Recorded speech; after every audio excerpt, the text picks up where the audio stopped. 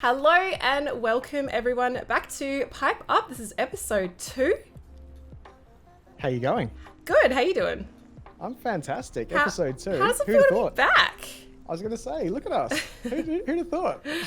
So today we've kind of changed the not the show, but we've changed one of the segments. The fitness Q&A was fantastic last week, but it was very, very long.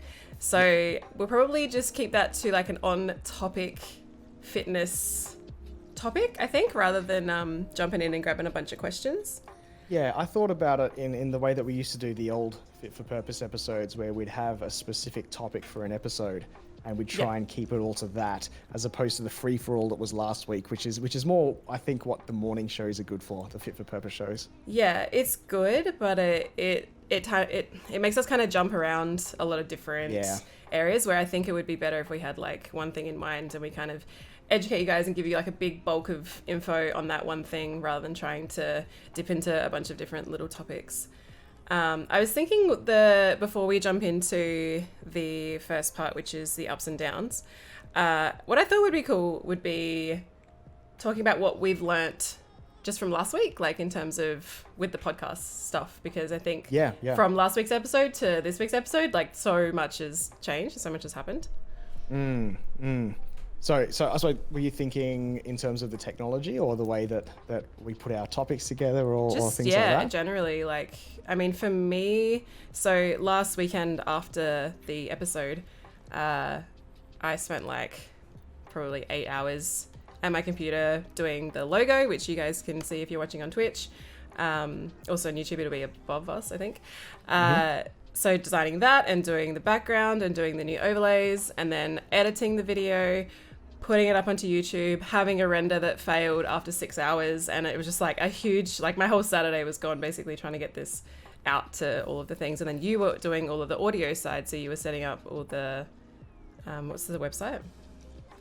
Oh, all of the podcasting stuff? Yeah. So we're on Buzzsprout.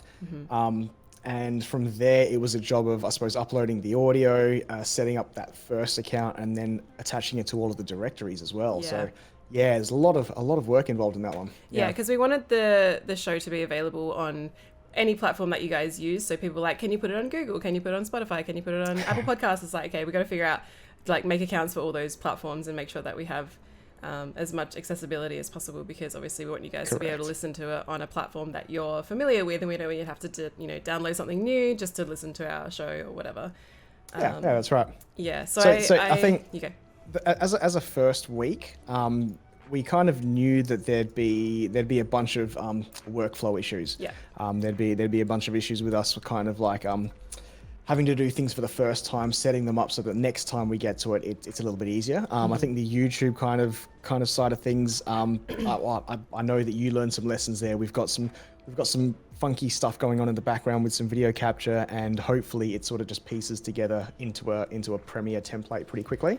Yeah, I hope so. So yeah. Well, that's it. We don't want to be adding another day to our weeks on top of today as well. I also learned that even playing a trailer with no audio can claim your entire 2.5 hour show on YouTube. So the Agretzico trailer that I showed last week, Netflix claimed my whole podcast. So that sucks. It's demonetized, which it's not going to make a ton of revenue anyway. So lesson learned. But in terms of when we do our pipe up picks, we'll probably won't be showing trailers on the screen, because even muted, I'm very surprised. Like I can understand it. I understand how copyright works, but I was like, it's not just like the portion of the podcast, it's literally the entire thing.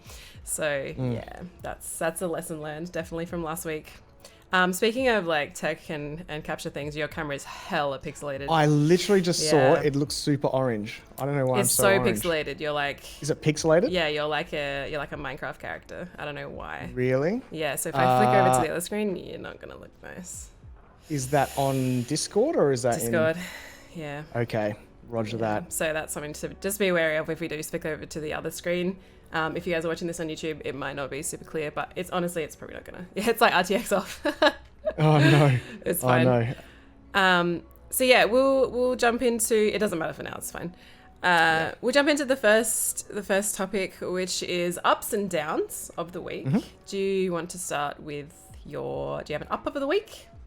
I have a few things. I was taking some notes. I'm actually just a little sidetracked because I'm looking super orange. So I've just turned Looks some fine cooler me. lights on. Yeah. Easy, easy. So yeah, we got the ups and downs. So this, I suppose the up that I had in the last week, I'm obviously here again today on a Friday. So part of that was a discussion I had at my day job, where we're trialing out me doing the point 8 full-time Nice. employee. So Fridays are off for the foreseeable future. They're not off technically. They're for this. Other they're work. for more fitness things. Therefore, Yeah. they're for the work that I'd be normally chucking into a Saturday, which meant that I'd have one day off a week, which was leaving me quite fatigued and exhausted. So that was an up. So that's a thing that's happening. Did I have another up? Did you have an up that you wanted to discuss first? We can sort of alternate. So I've got a few ups and downs of the week. One of the ups was that I was part of a PAX panel through PAX Australia. I got to talk about gaming from the like ranked and competitive standpoint, in regards to like network connection and hardware and gaming setups and stuff like that, with a couple of people from the AU community. So Ben Green was the moderator and the host, and Vandy is someone who's I've always really respected. She's a great shoutcaster in games and just like all round good person in the industry. And You've had experience on panels before, have you? Yeah, only one time, and it was in person. So at PAX 20, either 18 or 19, I can't remember. Would have been, I think it was 18. I did a PAX panel, and it was kind of my first time. It wasn't my first time on stage, but it was my first time doing a panel where like I could see everyone's eyes like staring at me while I'm talking, and it was like kind of intense for me because obviously as a streamer, like I'm in this comfort zone where I'm not having people like, you know, if there's 100 people watching my stream, I don't see those 100 people. They're just like kind of like a number in the channel. So it was nice to be on a panel where I was in my comfort zone because I felt very like at ease, and it was just, you know, it was like I was streaming. I was just, you know, getting questions fired at me, which I kind of had a little bit of time to prepare for. They sent us the basic 411 of what kind of things were going to be asked, and we could note down like, oh yeah, I'd like to answer this one. I don't know so much about that, so maybe don't direct that one at me, that kind of stuff. So it ran really smoothly. We jumped into the call like 30 minutes early, just shoot the shit for a little while, and then got into the chat, and yeah, it was pretty smooth. So that was cool because through COVID and everything, obviously there's been a lot of isolation, and I think prior to that I was putting myself out there a lot, doing a lot of like filming things that are kind of out of my comfort zone, and since COVID struck, I've kind of found myself getting a bit more like reserved and back into my shell a little bit because I haven't been kind of putting myself out there. So I think it was nice to do something like that again, to kind of put myself out there and get a little bit more out in the community, which was cool. Yeah, perfect. I'm sorry, did they throw verbs? Were there any curveball questions or anything you found you couldn't answer whilst on the panel there? Nah, you were good. I knew what I was talking about for once. That'd be a good talking point is how you handle things that are thrown at you that you don't quite know what to do with. I had like a fail safe, so I was like, okay, if they ask me a question that I don't know what I'm talking about, and it's kind of inspired by how you handle questions when people ask you in FitForPurpose something that you're not in like experience with. I just feel like, look, I'm probably not the best person to ask. We've got two experts here about networking and hardware or whatever. Like, probably better to, you know, fire that question at them because they're gonna give you guys a better answer. So, yeah, I think I had a bit of an oh shit thing ready to go if it came to that. That's right, the bailout plan. Yeah. Yeah, pretty much. Nice. So one of my other ups that I had this week was I had parent-teacher interviews last night. Oh, nice. And my daughter, if you've been watching FFP for a bit, you'll know that my daughter's on the spectrum.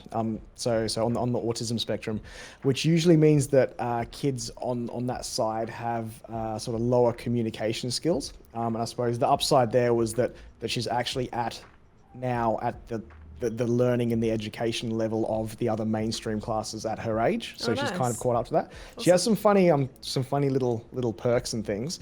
But one thing I did want to share because they had an assignment where they had to basically do a twisted fairy tale. So cool. they had to take a fairy tale and twist it to their own flavor. And this one, the teacher actually picked up and was like, read through it and went, she goes, oh, Harmony's my daughter's name. Harmony, this is fantastic. This is really, really good. And Harmony was kind of surprised to hear that, apparently. So she took it around to the other classes to show all the other kids and said, you guys haven't even started your stories, and she's finished it. Really? But yeah, so she got to flex on everybody. She flexed on everybody. And like, awesome. I'm reading through this and I kind of want to read it out to the podcast if you guys are cool with it. How old is she? This she is 11. Yep. So in grade, what year is that? So she's in grade 6. Okay. So she's at the grade 6 level now. Yep. And so this is her rewriting of Hansel and Gretel. So this is full of spelling mistakes, and there is actually one bit where she used the word masturbation in here. Accidentally? No, she actually put it into context. Oh my goodness. But the teacher crossed it out and wrote making noises. So that's so here's the story. It's 2 pages, so bear with me. Yeah. Hansel and Gretel were hungry and started to groan. What do we do, Gretel? Asked Hansel. I think we should walk. Walking is accurate, said Gretel. Good idea, Gretel. Hansel and Gretel walked through the forest and then they saw a path. It led to a house that was covered with gingerbread and cream all over it.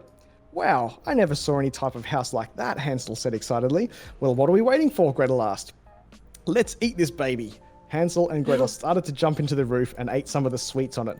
Meanwhile, a mean witch was disturbed of the rumbling sound and started to groan very loudly. But then Hansel and Gretel started to run away. The witch called 911. Hello, is this the police? The policeman said, it's just something masturbating in your roof. Okay, we'll be there. The policeman started to go to the witch's house. Yum! The policeman started to bring out his saliva. I'm guessing because he saw the gingerbread house. Then he changed his mind. There you are, said the witch. Some crazy people went into my roof. Please recognize. The policeman nodded and started to recognize. There is some little boy and girl jumped into your roof and ate all of your stuff. It's those wimpy kids again. The witch groaned. Hansel and Gretel are the culprits. Okay, I'll arrest them, the policeman walked away to Hansel and Gretel's house. Hands up, girl. The policeman showed his gun. What did you eat? Hansel started to guess. I'm pretty sure it's the food from the house. Into my car, the policeman said. A few minutes later, Hansel and Gretel were sent into the prison room, and you'll stay there until execution. Oh my execution, God. Gretel said. A few weeks later, the policeman dragged Hansel and Gretel to the judge's room, and after that, the witch said, take the kids to the execution room. The policeman took Hansel and Gretel to the execution room, and they turned the switch, and goodbye, cruel world, said Hansel. May they rest in peace, said the witch, not. Wow. The end. Wow. The Bravo. end. Bravo. So yeah. That's I just had to read that out. insane. That's an 11-year-old. That's so crazy. On the spectrum. Yeah. Wow. Yeah. Twisted fairy tales. Great story. It's rated MA 15 plus, that one. Written by an 11-year-old, but for mature audiences only. Correct. That's so that was good. the other up that I had this week. I had the chance to read through that one. It's a good version. Nate says there's no one living above me, but there are some wankers that live on level 1. That's a bestseller. Definitely. So do you have more parent-teacher interviews? Yeah, I've got one more tonight Okay. for the other child, so I do have to scoot off. But I mean, we've got plenty of time in the day. Yeah. So if we get close, I'll let everyone know. Yeah, awesome. So that was your other up for the week. I would say, I don't know if I have another. I mean, doing Doki Doki Literature Club yesterday, I fortunately got through like relatively unspoiled. Like there was a few people in chat that were kind of being like, oh, this part coming up, oh my god, like they were freaking out. I'm like, dude, just let me experience the game without pre-hype. But I mean, it's such a beloved game and it's such a classic. Like so many people just freaking love it. So I had follower only mode for a little while. So that did stop any like new people coming in to just troll me, which was good. I've definitely learned my lesson with The Last of Us or at any new release to mitigate spoilers with the follower only mode. But yeah, I got to play it without any major spoilers, and I didn't know what to expect coming into it, and that's the best way to play that game. Yeah, I for the first 3 hours I'm like, am I getting trolled? Like, is this just an anime waifu like visual novel? Am I gonna see boobies? Is that gonna be it? And I was like, did everyone just mess with me? And then shit started getting like glitchy and weird, and I was like, okay, here we go. The ride is beginning. So yeah, I really enjoyed it. So that was definitely a win, and the cosplay was really like, I'm really happy with how that turned out. People loved it, cool. So that was cool. But so that's like the major ups. Like, I just had a fun time with the content this week, and also got my headset review video out and happy with that. So from a content's perspective, the week's been pretty good. My down for the week would probably be, I just feel like I've kind of, because like we've started this as well, there's just like, it's kind of, I already felt like I was really stretched for time, and now we've added like another thing in. So it's just another thing to think about. Like, last night I had to watch through PlayStation Showcase and take a bunch of notes and stuff. So it just feels like I've kind of added a little more to my workload, but it's, you know, it's work that I'm kind of happy to be doing because I really like this, and the feedback from it's been really cool. So I had a, like, I wouldn't say meltdown, but I just had like a little bit of a stressful moment Wednesday night, and I was like, fuck, I've got so fucking much to do. Like, I can't turn my head off. I'm just constantly like just thinking, and there's just a lot going on. So I think just getting used to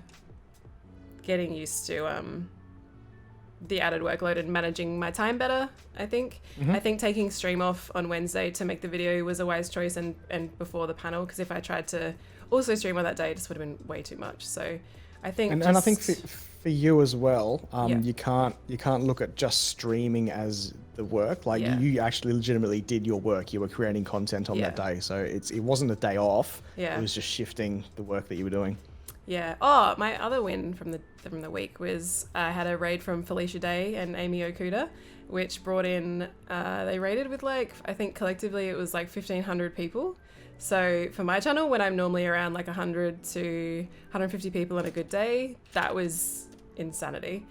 And a lot of people have stuck around from those raids, so that really means a lot to actually retain some of the community coming over from a raid, because that doesn't happen a lot. Like, when you get a raid, people will come by and be like, hey, cool channel, and then they never come back. But we've had so many people actually stick around and join the Discord and join the community, and it was like such a good bunch of people, like, that we didn't have to ban anybody, which is, I know it's kind of weird that should be a surprise, I guess, that we're just used to people on Twitch like, being to be honest, I wouldn't be surprised, because I mean, they're much like you. They're a female channel, which is probably going to have a lot of fuckboys in it.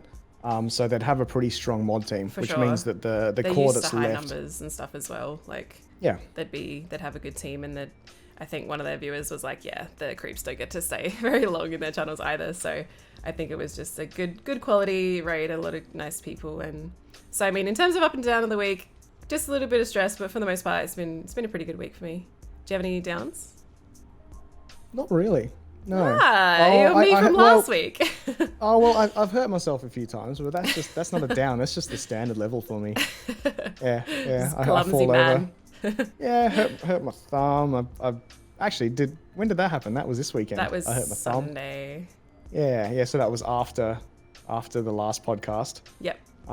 But we did. Actually, that's another up that I can mention. Yep. Took one of my clients who hadn't been up the tallest mountain in Adelaide for the last 3 years. I think it was the last time he'd done it.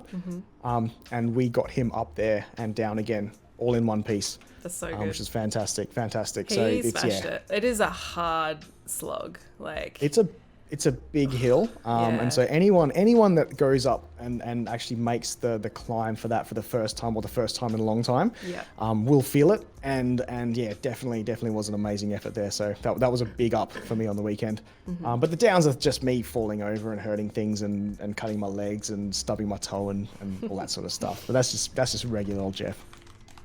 Yeah. Yeah. Cool. So that's our ups and downs. Nice. Do we want to move on to the gaming news? This is a big section. It's been a big one week. This week. Yeah. Definitely. So I'm pressing my button. We're onto the gaming news topic now. Okay. Let's do it. All right. So I think I've moved the camera. So when I flick over to this other thing, it's probably going to be It's probably going to be destroyed.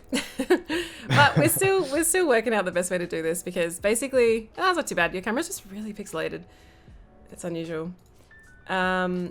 Discord things. Yeah, so the first thing we're going to talk about is the PlayStation 5. As I guessed last week, the Xbox was announced and all of that jazz. Mm-hmm. And the PlayStation 5 is here. It's been announced and it's already pre-sold out. Gone. I missed out. So that's a bit of a loss of the week. I was hoping to get a pre-order down, but obviously as I was streaming all day yesterday when pre-orders were launched, I missed out. So I don't know. We'll see how it happens.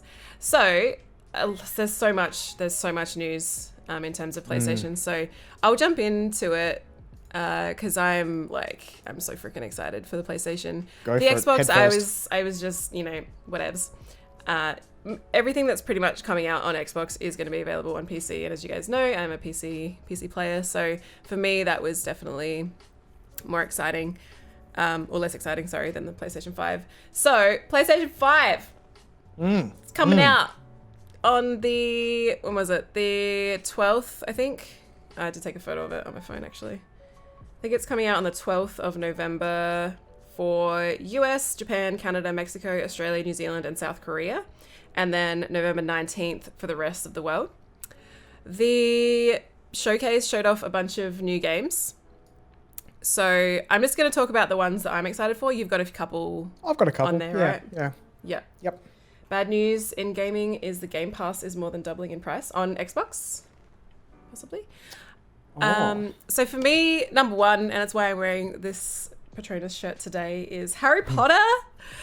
Hogwarts Legacy is coming out. The trailer looks sick. I don't really know what the gameplay is going to be like because it seems like an incredibly ambitious game. Did you watch the trailers as well? Yes. Yeah. Would it be like GTA with broomsticks? Yeah, I don't know. It's if it's like an entirely like huge big open world where you can literally go from the school like down into the forest where all the friggin' spiders are at, and like it's all fully open world. That's gonna be insane. Like I'm so excited for that. So definitely keen to stream that as well. The Harry Potter game will also be on PC. Cool. So it's not exclusive to PlayStation. Awesome. Cold War, like Call of Duty, actually looks really good. I don't normally play through campaigns of COD, but I think because my Call of Duty gaming has shifted from the multiplayer because I'm kind of sick of like team deathmatch and domination, those game types. Like BRs has kind of ruined that side of COD for me, I think, because I just don't get excited over that type of gameplay anymore. Mm-hmm. Cold War probably will have some kind of BR, so we'll see how that goes. I didn't really gel with Warzone. It just wasn't for me, and I didn't like Blackout from Black Ops 4, so we'll see what Cold War's like. I think like it looks stunning, but yeah, we'll see gameplay wise what that's like. Because I mean, for me, the Call of Duty games have just like they've been the same mechanics. It's a run and shoot first person shooter kind of thing, and what changes with them, I suppose, is the weaponry, the missions, the single player campaign. So this sort of release, I know that because I haven't been up on the CODs for the last few years, but do they mainly focus on the single player campaigns with these things, or is Call it the of Duty? multiplayer? Not really. No, it's normally the campaigns are always there. Yeah. But I don't think most people are playing COD for the multiplayer. I mean for the single player. Yeah, fair enough. I just want to find a screen that's not completely white. It's breaking people's eyeballs. So next, Resident Evil 8 Village. So excited. I love more horror. Always keen for more horror games, and the trailer looks hectic as heck. I'm super excited for Resident Evil Village. It looks fantastic. Deathloop is also one that looks very cool. I'm not entirely sure what the gameplay is going to be like. I don't know. I'm assuming it's a single player. It's made by the same people that made Dishonored, so Arcane Studios, or Arcane Lion, and Bethesda. So Dishonored is one of my favorite games, and I'm super excited to see what Deathloop is like. It looks very mind-bending and very interesting. So that's definitely one up there for me. I was gonna say, is Judas in your chat? Because there was a game that Judas and I were discussing. I've lost the name of it, which was all about like traveling through time, and it was a first person shooter as well. But that's what I got vibes of that, because it's a very, Deathloop. That's the one we're talking about. But it Time reminded me Splitters? Time Splitters. Yeah. So it had a very very Time Splitters feel to that. Where it just that almost comic book, almost Team Fortress 2 kind of character models, which I thought was really cool. So that's why it appealed to me, that one. Yeah, for sure. Sweet. What else we got? Five Nights at Freddy's Security Breach. It actually looks interesting. Like, I'm hoping it's going to be more than just, sitting at the cameras, flipping around cameras, getting jump scared by the animatronics. Like, I have played all of the Five Nights at Freddy's games because they were really popular when I was in my kind of YouTuber phase of content. And they're pretty crap, like the Five Nights at Freddy's games. They're just cheap tactics of jump scares.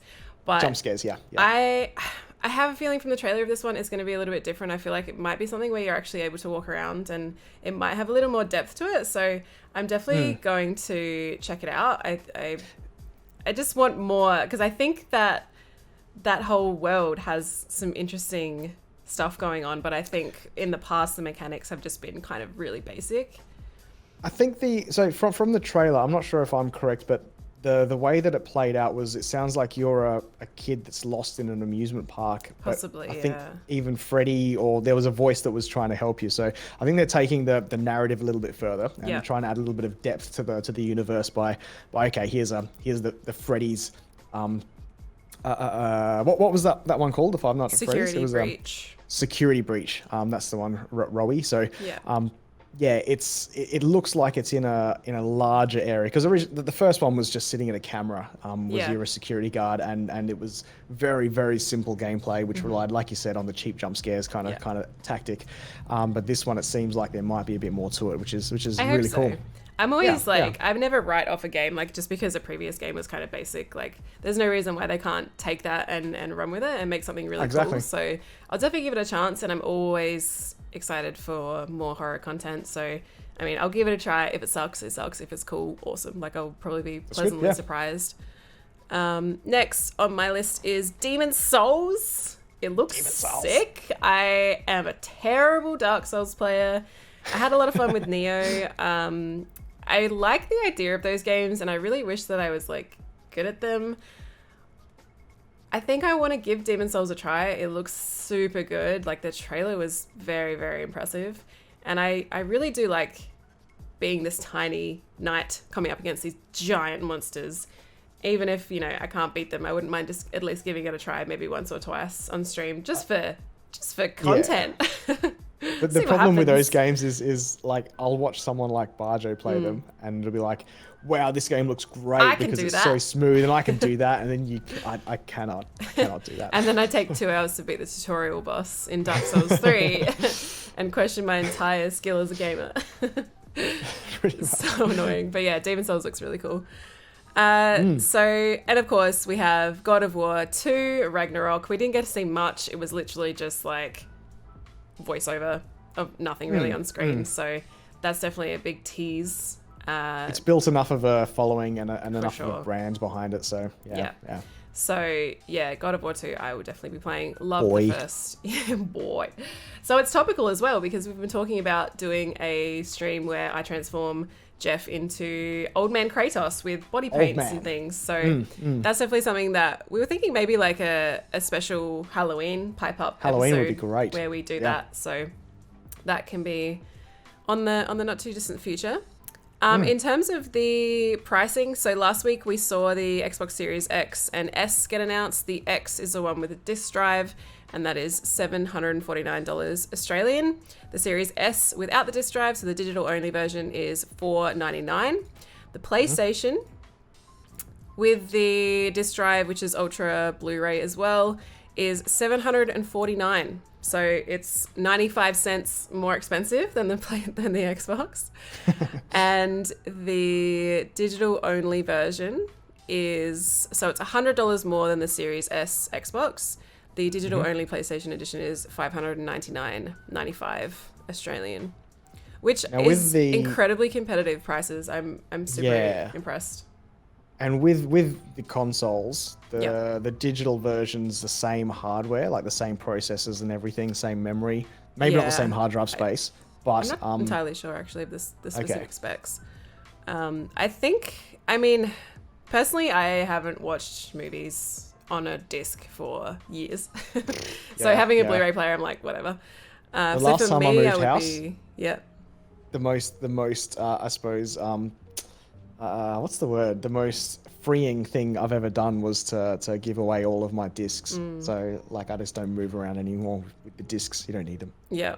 Yeah, so if I was to be buying, I mean, if I was able to pre-order one and hadn't missed out, I definitely would have gone for the digital edition. Digi, yeah. In addition to the games at launch, we've also got the PlayStation Plus collection. So it's 18 classic PS4 titles, which you will be able to play at launch if you have a subscription to PlayStation Plus.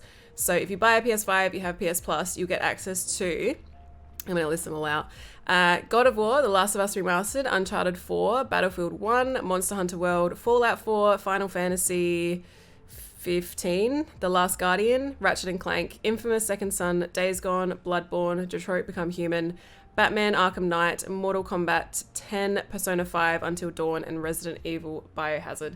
So all of those games are free at launch if you have PlayStation Plus, which is... There's some incredible games. Like, that's a huge saving if you were just going to get, you could probably just get PS Plus for the first month and then download them and that's it. Yeah. And I'd stop to think about how it affects the industry. So places like EB Games, which is no secret, I used to manage an EB Games store for nearly 10 years. And a lot of the profit margin from EBs actually comes from their pre-owned catalog. Yeah, so, no kidding. So, I mean, if they're selling consoles now without discs, and they're also putting in the PlayStation Plus catalog there, you can get the PS4 games. I know, like, a next-gen console, whenever the next generation from that came out, EBs would still be selling them for maybe $10 cheaper than what the recommended on a brand new game was. So I suppose they have to change their business plans a little bit, or make up for that somehow. Yeah, it's interesting. Was there any in the showcase that you were keen on?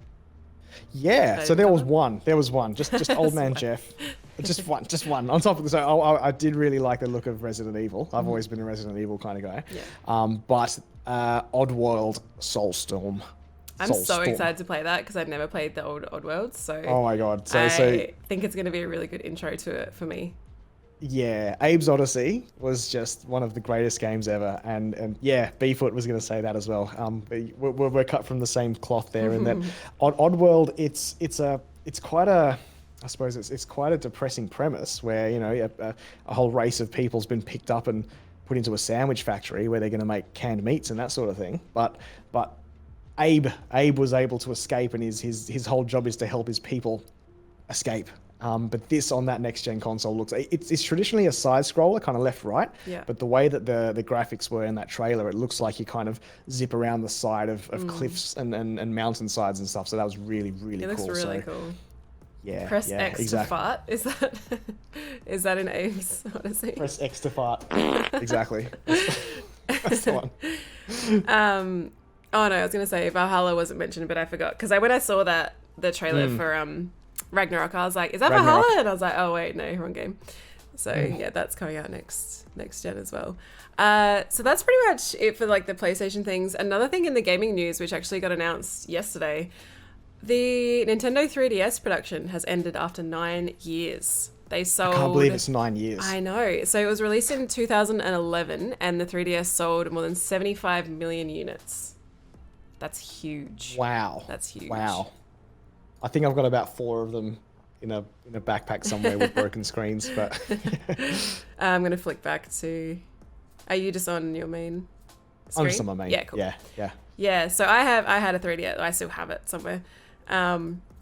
So yeah, it's pretty crazy that that's getting phased out. So, I mean, the 2DS is still in production and the Switch has now taken over pretty much all of Nintendo's. I was going to say, the Switch is because it's the whole name, the point of the name is it switches between the handheld to the TV thing. Unless it's a, what are they called? The light version, which don't Switch. which don't plug in. Which makes no sense that they're called a Switch because they don't switch.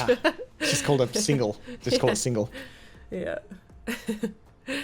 So that's that's pretty much my main contribution to the gaming news.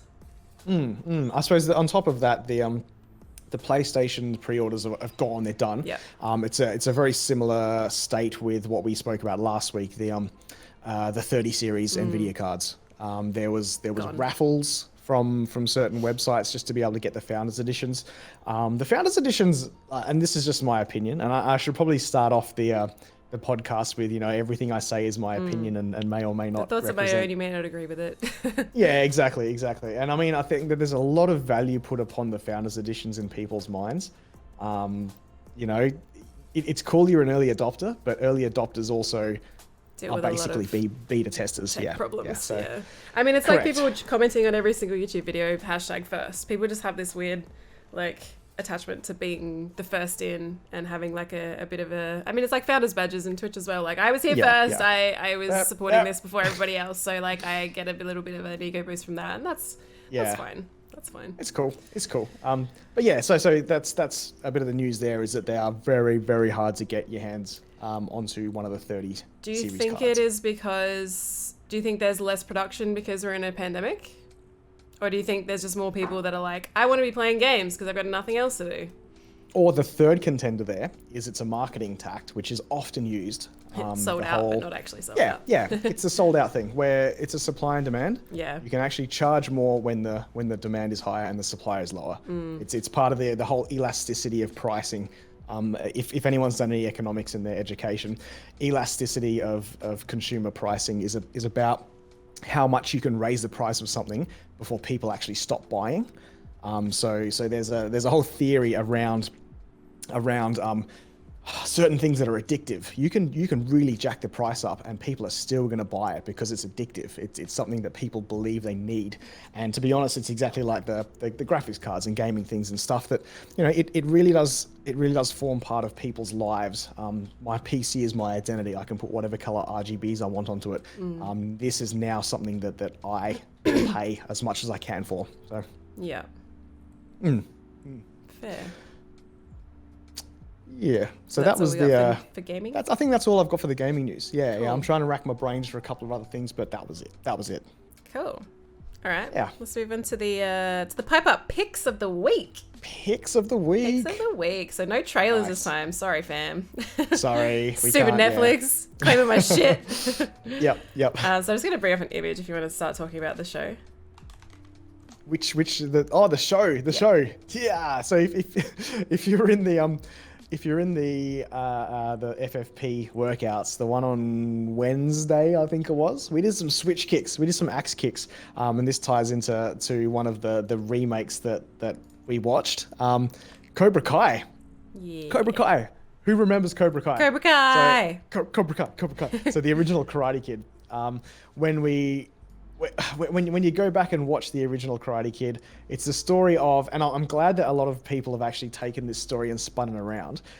It's a story of a kid that gets picked on and bullied by this, a bully school of karate kids. And then he sort of meets up with a karate master and fights back and he does the whole swan kick and gets the girl, etc., etc. So that's one way of looking at it.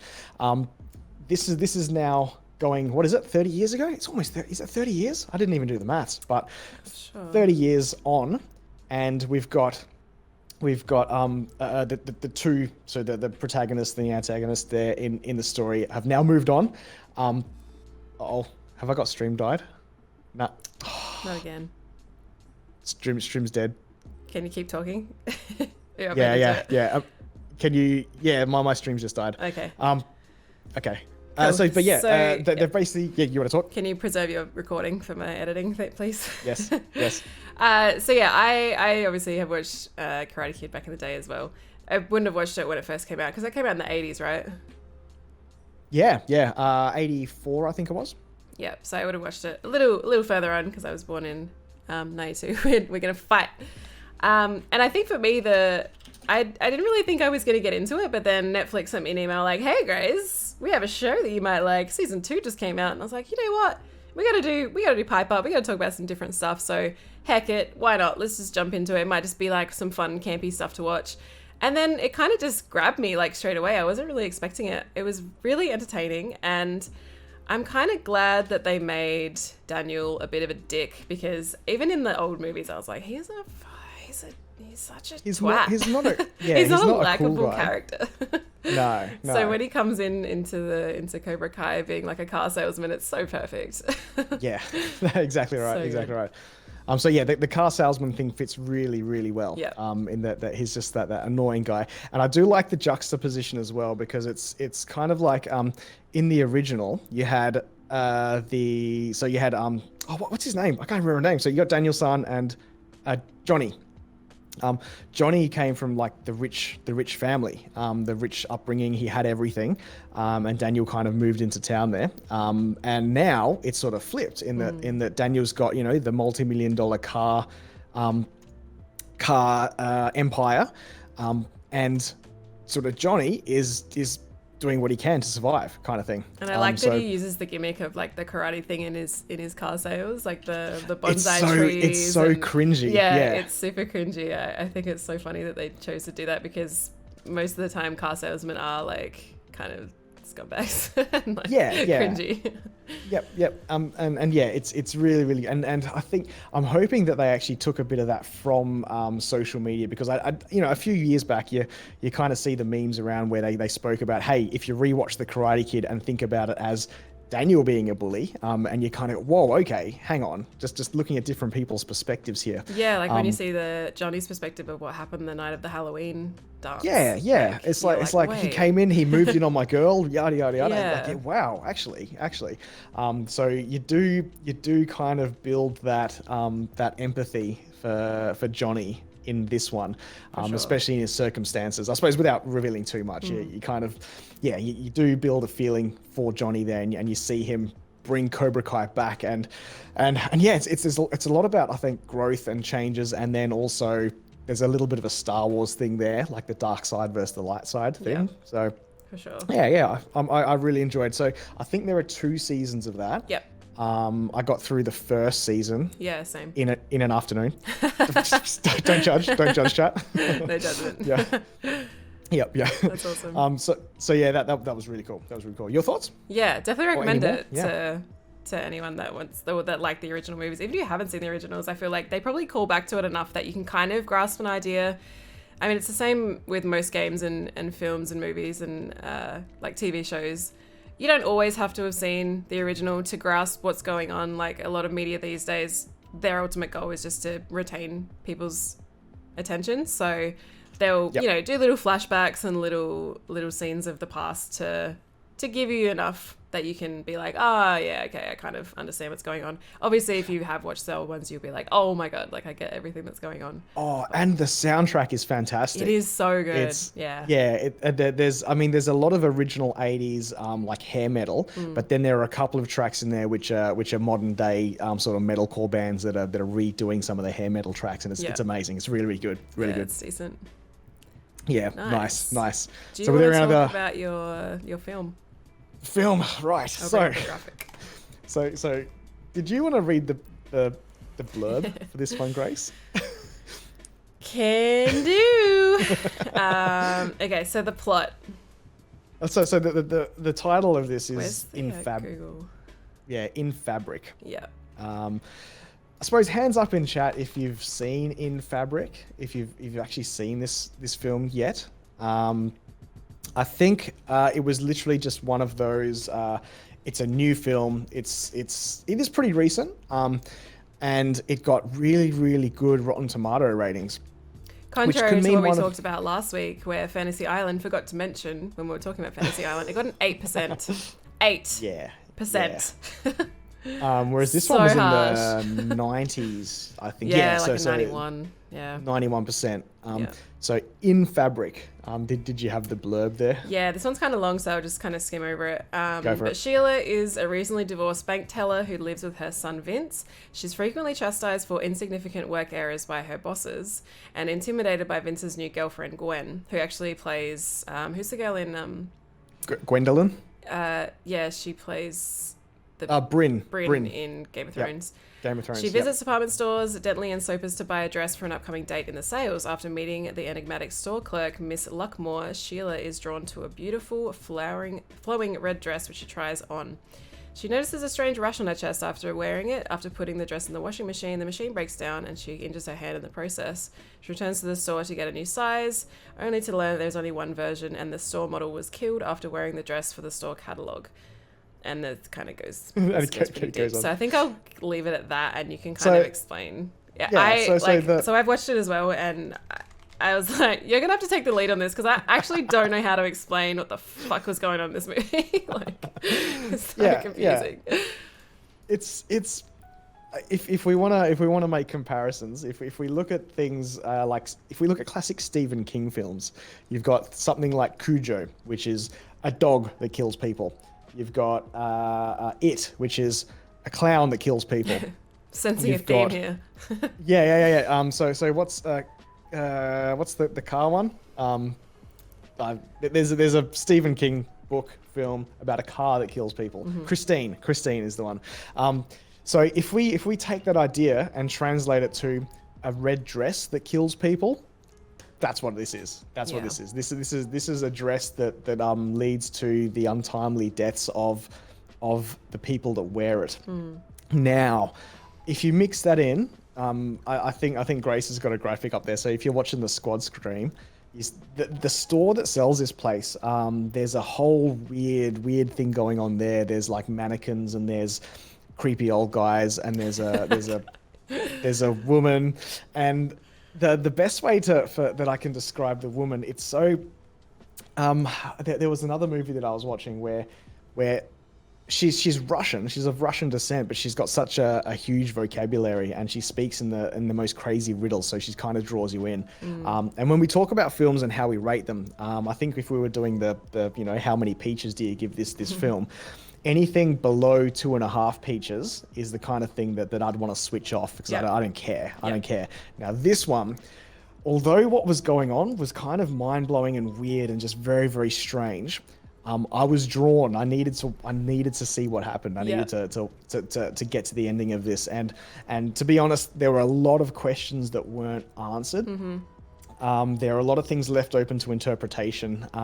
There were lots of things that you kind of figured out as you were going on. And I think that's one of the keys to really good writing is that you figure things out in your mind and you think, hey, I'm smart because I figured this out. But the writers really have written it so that you've been led to this conclusion. So yeah, it's a really, really interesting watch.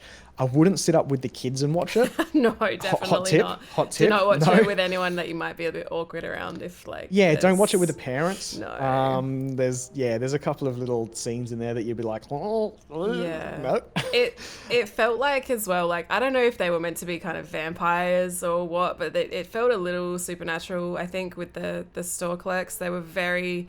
It's like they were from, 400 years ago, the way they spoke and the way that their mannerisms were, and they were just very intense, the way that they spoke.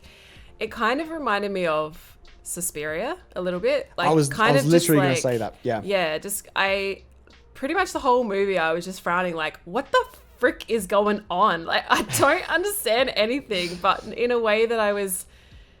like, I kind of need to see what happens next because it's all going to come together or I'm just going to see something whack. And the guy with the washing machine as well, like, guy he can put people into a trance by talking about his washing machines. Like, he's a washing machine tech, and he starts to talk about, like, the timing belts and stuff, and they go into this weird, like, orgasmic state, and everyone's just like super weird. Like, it's so I honestly don't know how to rate this movie because it was a ride and it was just whack, and it's not like anything I've really watched. So I think for that in itself, it's definitely worth watching just for, like, because it's classed as a horror comedy as well. Yeah, and so, I mean, but that was the thing. Like, none of the characters in this film, I don't think, was a dud.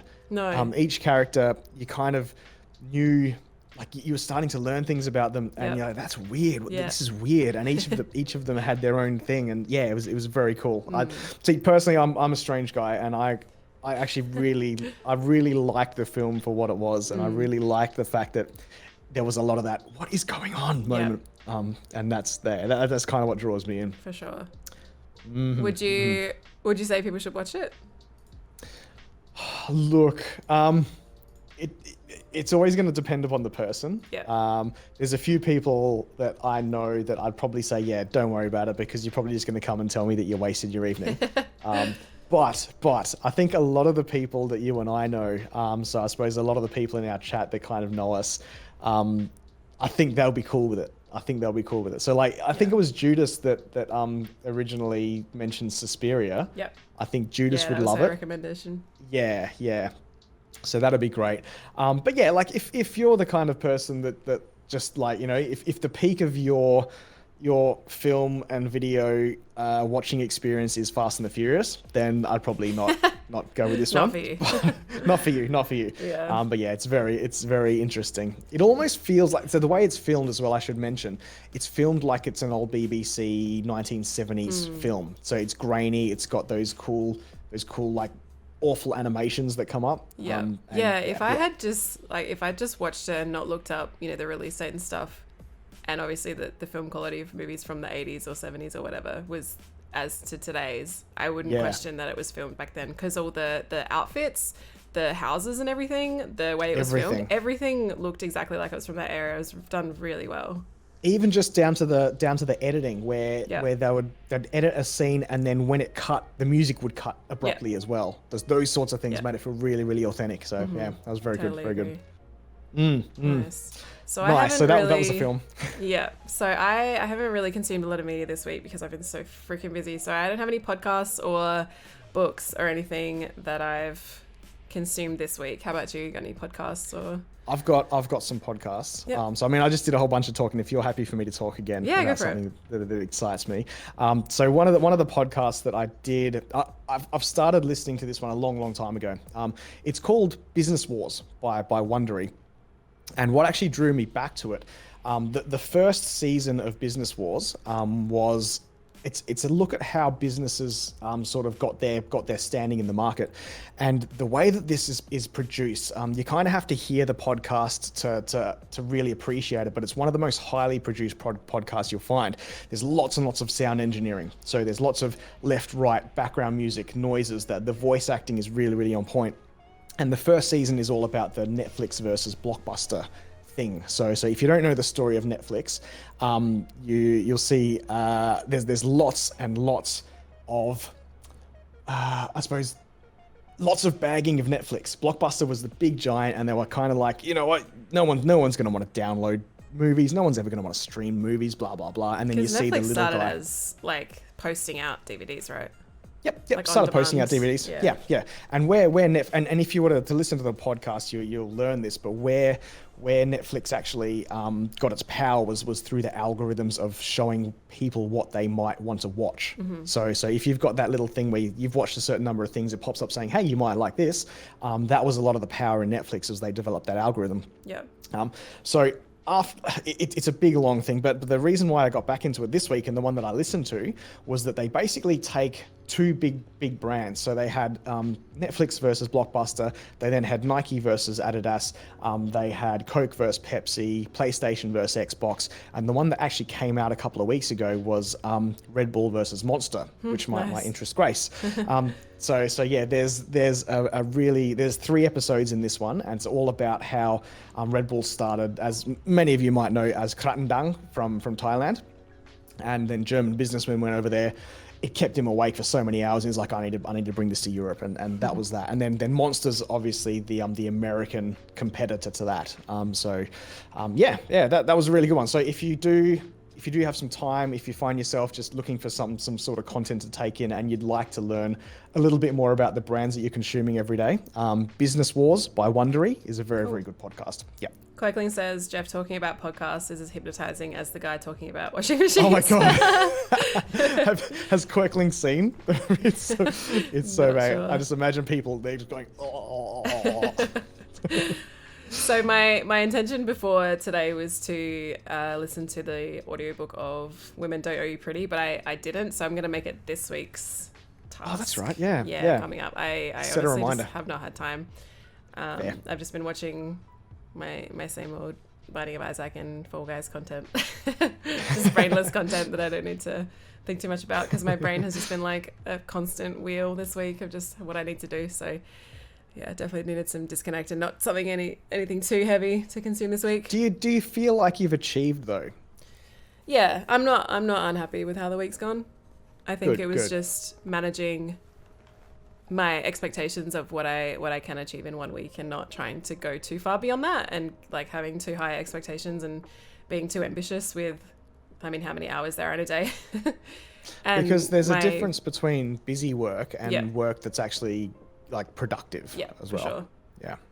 I think mostly just having the weekend where, because I not only did all the pipe up stuff, but I also did like my stream deck and put a bunch of more sounds in that, and started doing the art for that. And then I was like, it's Sunday night and I got to stream tomorrow. Like it kind of just deleted my weekend, and then it kind of spilled into the week of me not feeling like I had that time to unwind. Like I did the lofty walk, but yeah, that was kind of hard. So I didn't really feel relaxed. That's fair. Yeah, that's fair. My workouts kind of fell a little by the wayside this week as well. Like I think I've only done 3 this week as opposed to 5 like I normally would. So that's just getting still back 3 on top more of that. than like 90% of people out there. Yeah, though. but you know what I'm like. Yeah, fair. Yeah, we forgot to talk about watch parties. So watch parties, I meant to talk about it last week, but I forgot to note down, and I was just looking through the notes, and I was like, shit. Watch parties are a new thing that I mean, they're not necessarily new. It's been around for a little while, but I think it was only available in North America. So it's now available, I think it's worldwide, to all streamers. So basically you can watch something on Amazon Prime with your audience if they have Prime. So I think you can still view, I've tuned into a couple of them just to see how they work. But basically the streamer has like a little window at the top, and then the media is full screen, and people can choose their volume and their quality settings and whatnot on it. So you could watch like the Purge TV show or whatever through Amazon Prime, and then people who also have Prime can log into that account and then watch it with you. Yep. I think it's interesting. I think it would be something where I probably wouldn't sit and watch like a film or anything with my audience, or a TV show, because I feel like I hate people that talk over TV shows and movies and stuff. So I think it would be better to watch, say for example, like you could watch American Ninja Warrior and like talk about, like it's something there's something you could commentate more so, I think. Yeah. Or like a reality show where, you know, like drag race or something, where you could, you know, shoot the shit over it and not worry so much about like, I'm trying to listen, like whatever. So it keeps everyone in sync at the same time code. Is that the way it works? Yep. Yeah. Okay. So yeah, like you said, it's something that you wouldn't want to watch something that you don't want to be disturbed in. Where it's probably something you could watch like some sort of a sports broadcast maybe, where you're there with all your friends and yeah, sort of chat amongst yourselves kind of thing. Yeah, I mean, I don't know how much of that stuff is on Prime, like sports fair. Reality shows, because I know that a lot of what I watch, like RuPaul's on Stan. What other reality shows? That's the only reality show I really watch. Like Survivor and stuff like that. I don't know where you would stream those. I think there's obviously a lot more streaming options for the US because they have like HBO and stuff like that as well. I mean, I guess it's only Prime, but yeah, it's an interesting concept. Main watch parties you've seen people do is for the boys. Okay. Like, is it more just meant to be like a cozy kind of environment where you watch something and you just sit back with like a blanket and not talk? Or is it something where the streamers are constantly talking over it? Because I feel like that'd get Because wasn't there that annoying. TV show called Gogglebox where people could watch people react to things on TV? Is that... I'd love to hear from viewers. Is that what you're there for? Are you there to watch the streamer react to the show, or are you there to talk to the streamer and other chatters at the same time? Because I mean, I don't know about you guys, when I'm sitting at home watching a TV show, I'm like watching it. Yeah, good one. Like I'm not actually that's where yeah it's a strange concept. I don't know, I feel like the people that do it well will probably flourish a lot. Like I think there'll be probably people that have just become like mainstreamers, and there'd be people that can clap back and come up with funny jokes and little quips and stuff. But I think if you're just going to sit down and watch a movie, I feel like I don't know. Which, I mean, I can say it that way, but then you look at things like mukbang, which started off as just, I'm going to sit down and eat, and people are going to watch me eat, and that's huge. That's huge. So I guess so. It's interesting. very interesting. I mean, you're getting top quality content, and you're able to stream it to your own audience. So yeah. I guess we'll see how it evolves over time and how the rise of popularity. Yeah, that's interesting. I was just nah. That's all I got to say on that topic. I don't think I'd watch or join in with a watch party, I suppose. But I'm not sure. Cool. All right. Do we want to restart the fitness? Yeah. Sweet. So we're on the fitness Q&A, which we wanted to bring in and hold, I suppose, a single topic or just stay as close to a single topic as possible with the fitness stuff. If you do have other fitness type questions, feel free to chuck them into one of the Discords and we can attack them at a separate time. But this week, I wanted to touch on the health benefits of for me, it's going to be the losing of the weight, because one of the benefits that you obviously see when you lose 50 kilos is in the mirror and in the cameras and by the clothes that you wear. That's the first thing that comes to mind, and that's the easiest thing to actually show off on stream or on Instagram or on one of your social medias posts is okay, here's my before and my after photo. And so that's probably, for most people, that's enough motivation to actually look into starting their own fitness journey. But it really does it became apparent to me when someone actually just asked me, hey, other than just losing weight, what are the way it was worded to me was really quite interesting. This person actually asked, what are the downsides or the side effects to losing weight? And I was kind of thrown back because when I thought about it, it was stuff that was very apparent to me. Yeah, and it was stuff that was very apparent to me, but this person just had no idea on the other benefits of losing weight. So I mean, I'm going to start rattling off some stuff just randomly, but the things that come to mind first off, and the only reason I mention this is because I think I know that you listen to H3 podcast. It's one of the biggest podcasts in the world, and he's often mentioned the GERD, GERD. GERD gang. GERD. So gastroesophageal reflux disorder or disease, where it's a fact that you've got a lot of weight. Your stomach is producing too much acid, and when you lay down, or even just if you eat the wrong foods, it actually causes acid reflux, and it feels like heartburn. It feels really uncomfortable. It's not the best for you either because it tears up your esophagus, and the acids just don't do much in terms of health benefits. So when I lost a lot of weight, so before I lost weight, I was actually on a drug called Nexium for it was once a day, every day, and the doctors told me you're going to be on this for the rest of your life. And what Nexium. It's so bad. Nexium is what they call a proton blocker, a proton inhibitor.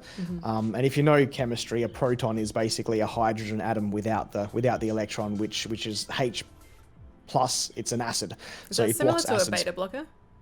I think it's slightly different. Okay. I think the betas work differently. Now, I think beta blockers are in the brain chemistry. If Will's around, Will, can you confirm for me? But yeah, the proton inhibitors are for acid reflux. Okay. And what happened was I started losing a bit of weight. And at one point, I don't remember why exactly I started, but I'm just like, okay, do I need to take these things? I haven't had much reflux. Even after I ate onions and tomatoes, nothing would come up. And so I'll just stop taking them. And lo and behold, I haven't taken one for about 6.5, 7 years. How far in was that through your weight loss? That was about 6 months into the weight loss. So I'd lost about 20 kilos at that point. So I was still classed as overweight, but I wasn't like obese anymore. And you were treating your body with a lot more respect. You were being active. I was eating a lot better. Well, and yeah. So I was eating. I wasn't overeating. That was another thing that I think causes the GERD is that you overeat, and you're basically at the point where the valve at the top of your stomach is just overloaded, full. And so and so Slow the food down. kind of comes up. That's right. So that's one of the one of the big benefits of losing weight. Another one that this is one that I get. The beta blockers block epinephrine adrenaline binding to receptors, so it stops blood pressure. Gotcha. Yeah. So they're a different type of blocker there. Yeah. Easy. That's cool. Was that Will? Yeah. Nice. So that's one of the major health or the health benefits of losing weight was the reflux, esophageal reflux, GERD, whatever you want to call it, and those sorts of things, heartburn. Indigestion sort of went away because I was eating better. So it may not be the fact that I lost weight. It was the fact that I was taking a lot more care in what I was eating. Yeah. That was a big piece as well. So there was that. There's another one. Which a lot of people, when they start working out and they are of the heavier end of the spectrum, they'll often say, look, I can't run or I can't walk because I don't have the right shoes. I can't do what I need to because it hurts. I've got flat feet, and the doctor says I have flat feet, and I can't do anything without the right lifts, etc., etc. So that was me as well. Again, I'm not a runner that's always been a runner for my whole life. I've only been running for the last 6 years or so. And when I began, I had shin splints if I were to, jog down the road about 500 meters or so. The shin splints would stop me. It would hurt so much. So much, yeah. I also had flat feet, and I was also told I have very, very wide feet, so I can't wear normal running shoes. I had to particularly stay clear of Nikes because they were very narrow. I could wear things like Brooks or Adidas. They had slightly wider toe boxes, but everyone was basically saying, no, you got flat feet. There's no support in anything you do, and you're going to be like this, and you're going to have feet problems for your whole life. And again, here we are, 7 years later. I now do not have flat feet, funnily enough. So that's the thing. I was told I had flat feet, but I was actually just super overweight. And you can think, if you think about it, like I had fat on my foot. I had a super heavy body that was just squishing my foot down. Yeah. And losing the weight and actually building up some of that plantar fascia strength has actually built up the support it needs. So no, I didn't need shoes with support and stuff. Yeah, I didn't need shoes with support. I actually just built up the muscular support. Yep. Yeah. And it's the same with lumbar support. Yeah. You don't need the lumbar support if you can actually build the strong core muscles to hold yourself. So it's yeah, funny I the other now day when you picked up that 40 kg sandbag and you're like, how did I live my life like this? Yeah. I went for some runs up and down the street with a 40 kilo sandbag, and I'm like, man, that was how I started running life. with this weight. Yeah. It's really, really tough. We were just added doing a gait analysis in a shoe store is well worth it, not a gimmick in my experience. So there's a difference between a gait analysis and what they so some of the big stores. So in Adelaide in Australia here, we've got a place called I think it's called Athlete's Foot. Athlete's Foot, that's the one. Yeah, they stand you on those things. So that was one of the places that told me I had flat feet. It's also the way of testing where they basically just stand you on a pad. And they come up with this heat map image of where the most pressure is and how you're standing. Now, I don't know about you, but the last time I used running shoes, I wasn't standing still on a pad. I was actually running. Yeah. So if a person in a shoe store tries to tell you, here's a gait analysis, come stand stationary on this thing, go, nah, I'm going to go to the other place that actually does a treadmill gait analysis for me. That's how mine have always been on the treadmill. Yep. Yeah, exactly. Yeah. So the ones that do the walking or the running, so the ones that I go to, they actually they bump me up to 18 kilometers an hour. So I do like a little bit of a jog and then it goes up faster, and I actually run in them. And so they'll take the video from the back and they'll see how your foot is pronating or supinating, and then they'll pick out some footwear to match that. That being said, that's not 100% necessary for trail shoes. So running shoes on the road, you do need to have the gait analysis done. But for trail shoes, you want as little support as possible in those ones, for a whole variety of reasons, which I probably won't go into today. So it's a bit much. Road running is also tough. Like, it sucks. If you're just starting, I hate road running. I've been doing it for a long time. Road running is tough on your body, especially if you are carrying a little bit of extra weight. So honestly, a lot of people seem to think that running is the only way to lose weight and to get in shape, and it's really not. There's so many other ways, and there's so many less, like, it's so much impact running, and there's far better options for you if you are carrying more weight. Definitely, like, don't just go, I'm gonna go for a run. No. Let's bring it back a bit. There's so many other things you can be doing that don't require you to go and just destroy your thigh, your shins and your quads.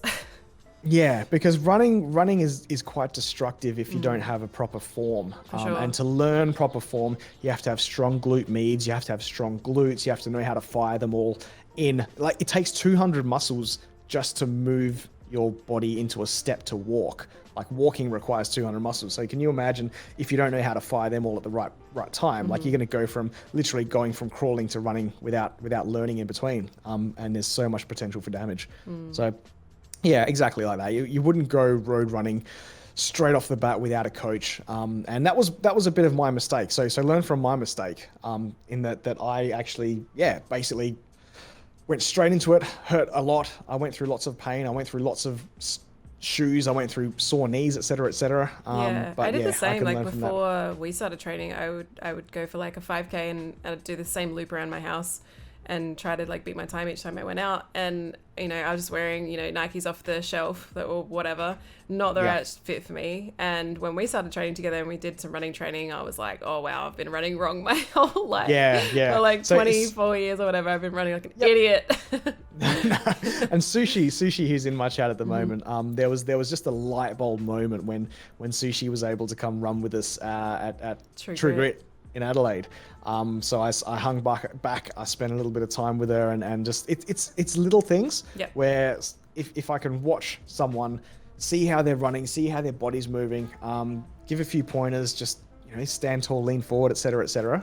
Those things can really help, and it changes running from being, you know, a workout or something I need to do to burn calories and lose weight into something which, you know what, I'm going to go for a run because I need to clear my head and I enjoy running. And exactly. Yep. So nice. So there's that. So two bits there that I've mentioned. There's the gird and the feet. But I mean, there's plenty of others. But the last one that I do want to touch on, I think, is probably the psychological effects of losing weight. And that's just on your self-confidence. Totally. And it's a little bit of a running joke sometimes where someone comes into chat and is like, Jeff, can you train me to get a girlfriend?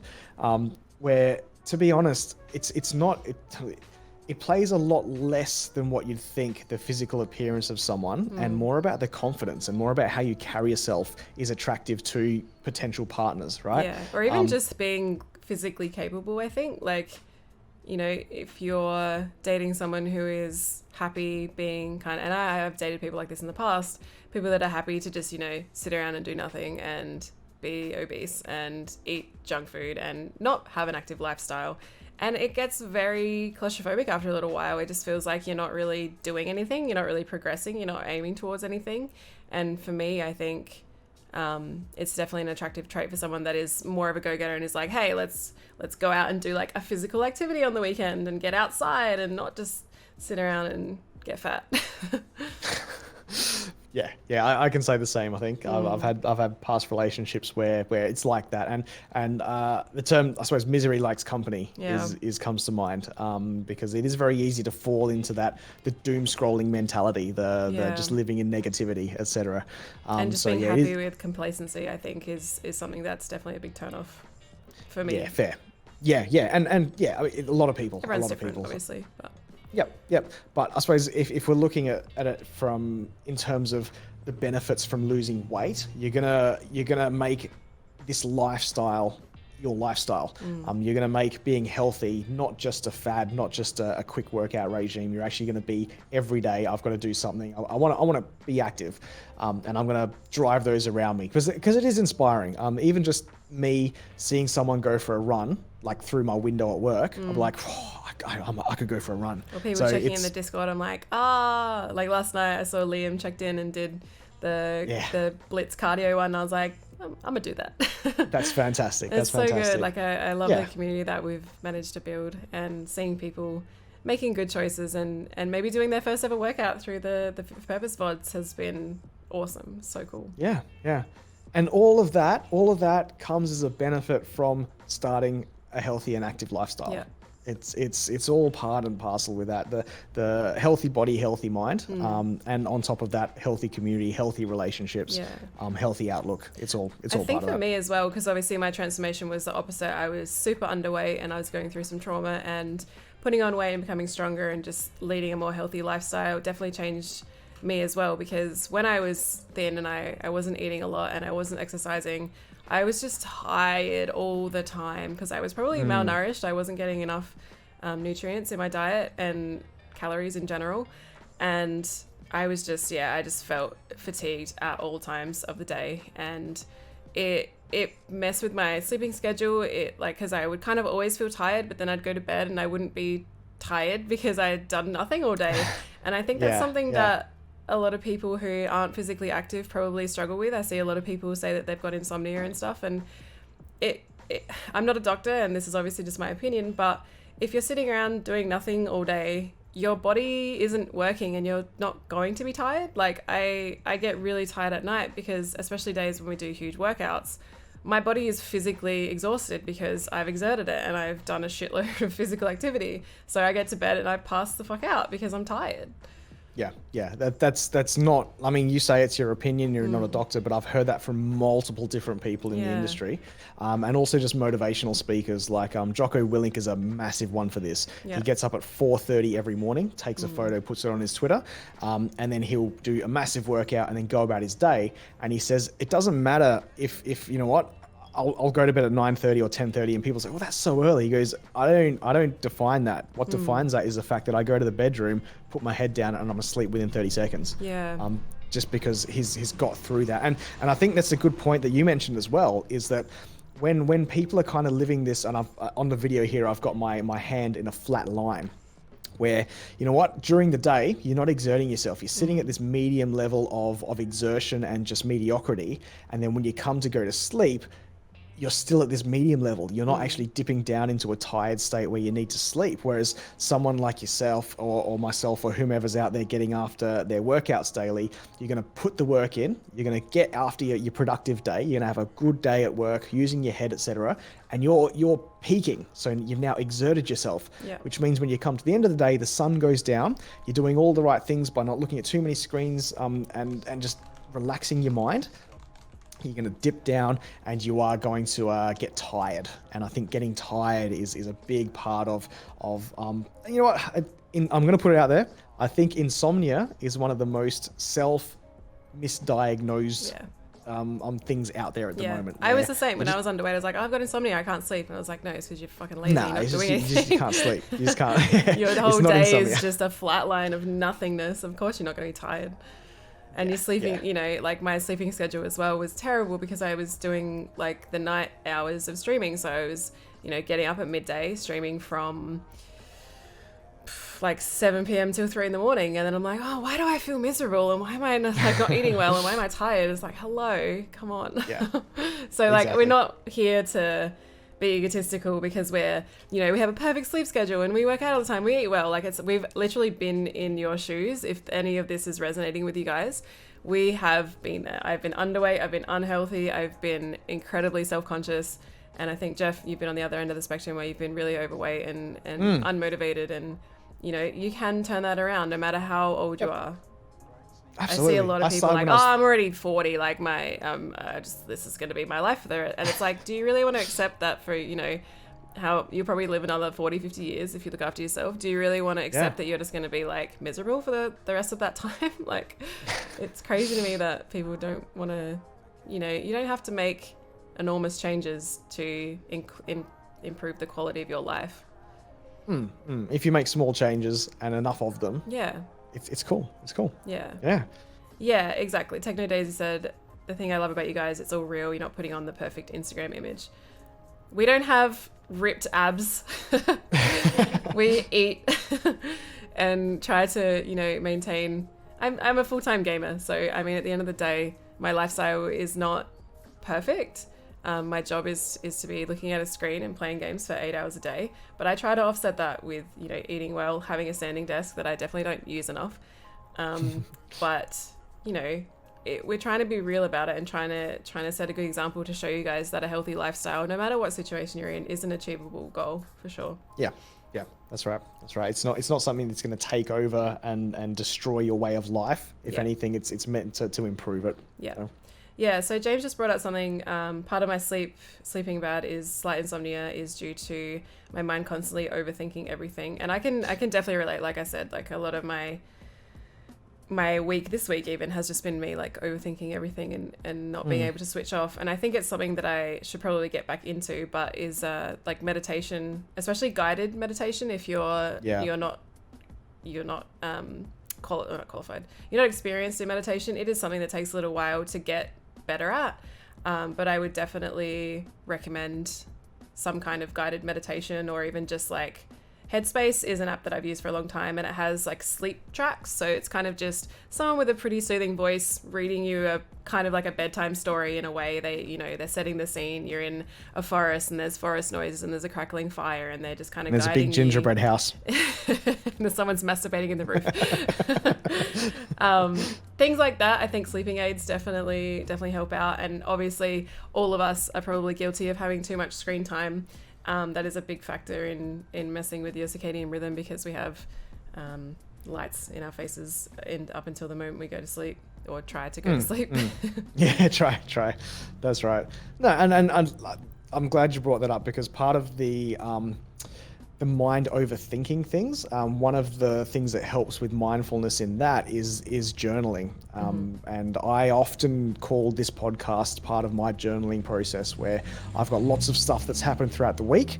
I've got lots of stuff that's kind of on my mind, and journaling is the process of writing it down, keeping it on record somewhere, so that in your mind, you feel like you're able to let it go. You're able to release that, and it's not sort of running around in your head anymore. And being mindful, when you do start doing those guided meditation sessions, a lot of the skill in being mindful and the mindfulness is allowing it's not blocking thoughts. It's not trying to clear your head. It's allowing thoughts to come in, but then it's just as easily allowing them to pass through and move on. Totally. So you're not locking them in. Do you think having a conversation like we are, do you think that is like a way of journaling? Because you're getting it off of your chest and you're putting it out there, and it's kind of like letting it go and releasing it into the ether. And it's a lot of what's happened now with isolation. People feel it. The fact that they're not hanging about at a water cooler at the office just shooting the shit with someone. The fact that they're not venting in this sort of way, or having some decent conversations as well, which is super important in terms of relationships, because I think if you're in a relationship where you're not on the same level as someone else, and you can't feel like you can have sort of conversations where you can vent at each other or intellectually challenge each other, that's where you start to get into a little bit of an unhealthy mindset. Yeah. So yeah, I would definitely say that us doing this sort of thing as a podcast, you and I, it's probably very therapeutic for you and I. Yeah. Plus also chat, just being able to, I suppose, hear other people's point of views and feel like that they have a voice. They can ask a question in here and you and I can read it out. Just that interaction, social interaction is super important for mental health. Yeah, totally. Yeah, so obviously, like, we're not healthcare professionals in mental health. So if you guys do want someone to talk to, obviously we're not super qualified. We can be here as, someone to absorb some of your stresses and I do have a shoulder to cry on. Yeah, I do have contacts for referrals for mental health stuff as well. So being a fitness professional, I do have that network behind me too, if you need it. Yeah.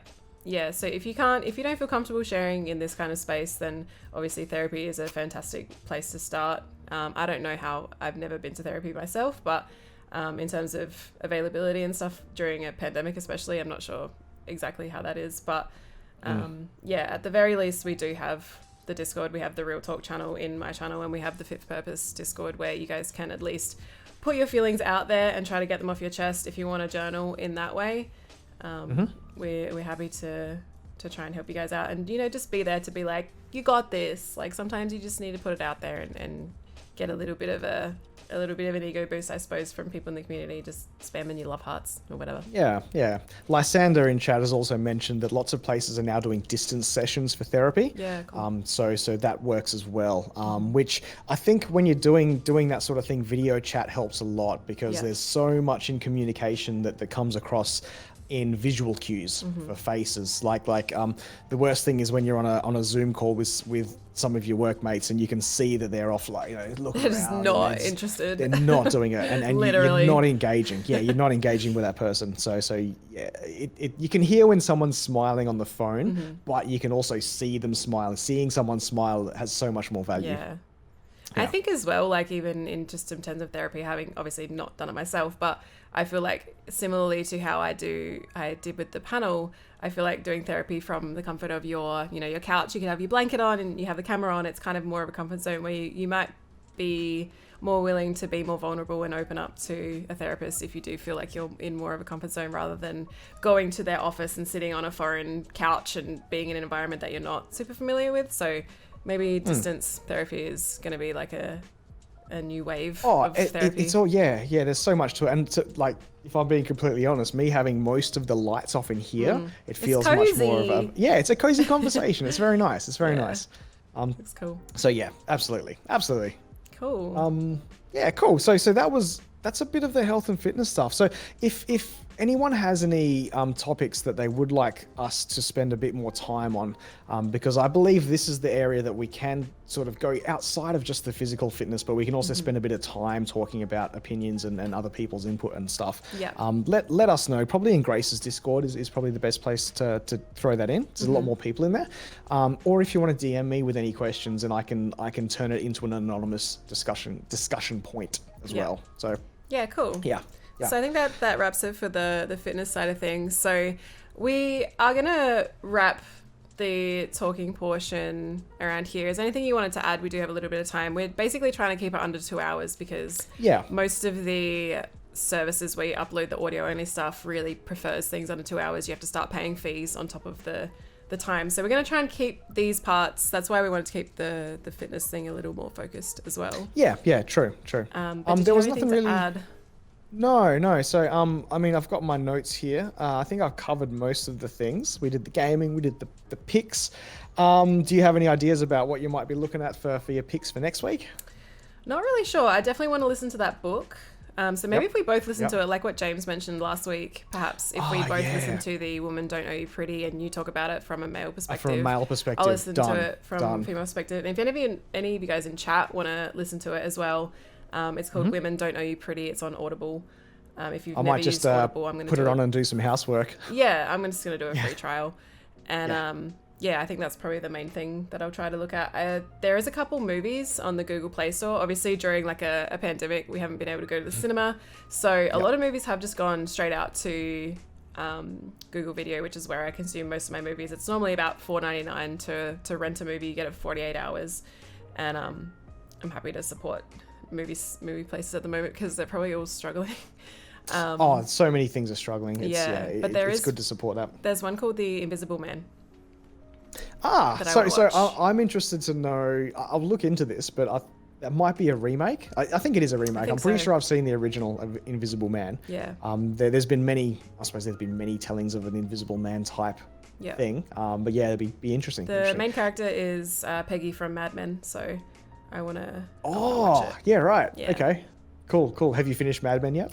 No, I've got like 3 episodes left. I don't want to end. I've also just I've finished RuPaul UK and I'm on to Canada and I love the Canadian queans. Canadian drag. They're fantastic. I love them so much. Nice. Not really a good Invisible Man if you've seen him. I can't imagine the Canadian drag being as shady as they're nowhere near as shady. They're like one of the critiques is like, you're all being so Canadian, this is a competition for fuck's sake. Stop saying sorry.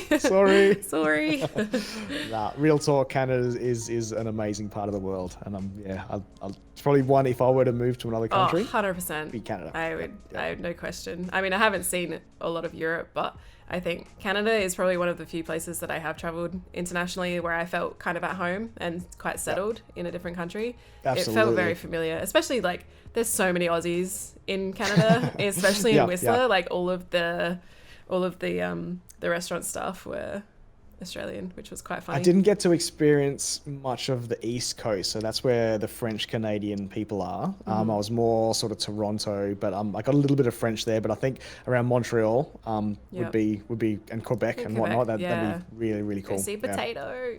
Potato. Cool. So I think that's going to wrap up the talk show portion of Pipe Up episode 2. Episode 2, guys. So our podcast is available on, if you go to pipeuppodcast.com, that will take you to the main feed. So that will link you off to things like Stitcher, Spotify, Apple Podcasts. Are we approved on Google yet? Let me have a quick It's taking look. a little bit of time to get across to Google, but like we said at the start of the episode, we want to have the audio portion available for you guys on every platform that you choose to use. So if you have any feedback for us, if there's any platforms that it's not available on that you would like to hear it, let us know, please. This part of it, like the visual part of it, is always going to be going up on my YouTube channel. I'm going to try my best to upload something else in between so it doesn't just become all podcast content on my YouTube channel. But it, it's hopefully it's going to be a little smoother to edit this week because we of are the now format. Listed. We're on Google? As of 5 minutes ago. Hey, cool. So you guys can listen to it on Google. Obviously, it takes a little bit of time from the actual stream happening to go up onto all those platforms because there's some editing involved. But we'll try to get up for you guys as soon as possible. But if you are listening, we hope you enjoyed it. I think it translates quite well to audio. We're trying to make sure that we're very mindful of audio-only listeners. So when we are explaining things, we're kind of, I'm not holding up props or anything. Yeah, we're explaining visually what's happening if you're not seeing it. And for YouTube as well, if you guys do want to be able to see us talking, then that is definitely an option as well. But yeah, I hope you guys enjoyed. Thank you so much for listening or watching. If you guys are watching live on Twitch, stick around. We're going to be switching over to play We Were Here 2. We Were Here 2. Yeah. And so, yeah, that's going to wrap up that's wrapping up the podcast. So thanks for listening. And hopefully we can catch you back for some future episodes. We'll see you next time. Bye. Bye.